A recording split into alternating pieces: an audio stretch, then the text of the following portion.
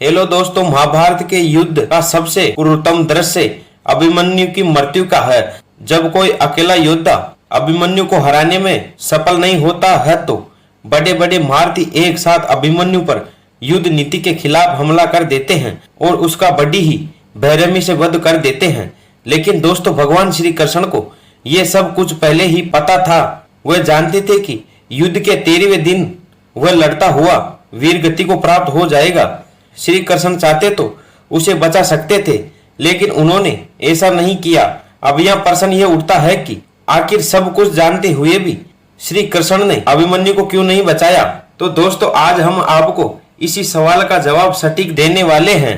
दोस्तों, इसके दो कारण हैं। पहला कारण यह है कि अधर्म बढ़ जाता है तो देवता और श्री हरि नारायण अधर्म का नाश करने के लिए पृथ्वी पर जन्म लेते हैं। द्वापर युग में जब सभी देवताओं से उनके संतान को पृथ्वी पर जन्म लेकर भगवान की सहायता करने के लिए कहा गया तो चंद्रमा को छोड़ सभी देवी देवताओं ने अपनी अपनी संतानों को पृथ्वी पर जन्म लेने के लिए भेजना स्वीकार कर लिया।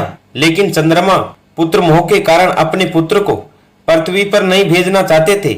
लेकिन सभी देवताओं के समझाने पर कि ये धर्म स्थापना के लिए अति आवश्यक है, चंद्रमा राजी हो गए। लेकिन उन्होंने सभी देवताओं के सामने एक शर्त रखी कि मेरा पुत्र धरती पर अधिक वर्षों तक नहीं रहेगा। अर्जुन के पुत्र के रूप में जन्म लेकर वह श्री कृष्ण और अर्जुन की अनुपस्थिति में अकेला ही अपना पराक्रम दिखाता हुआ वीर गति को प्राप्त हो जाएगा। सभी देवताओं को चंद्रमा की यह शर्त माननी पड़ी। दोस्तों, श्री कृष्ण द्वारा सब कुछ जानते हुए भी उसको न बचाने का एक कारण ये भी था। इसके अलावा दूसरा कारण ये भी था कि अर्जुन अपने सामने अपने ही सगे संबंधियों को देख अपनी पूर्ण क्षमता से युद्ध नहीं कर पा रहा था।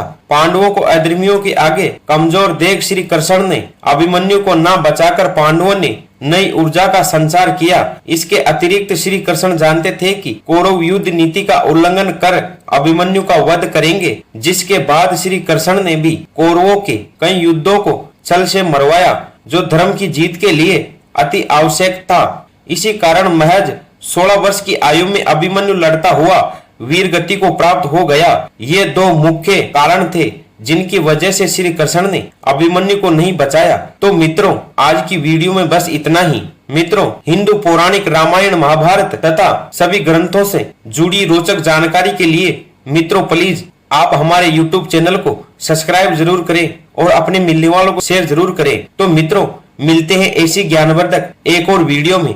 तब तक के लिए जय श्री कृष्णा।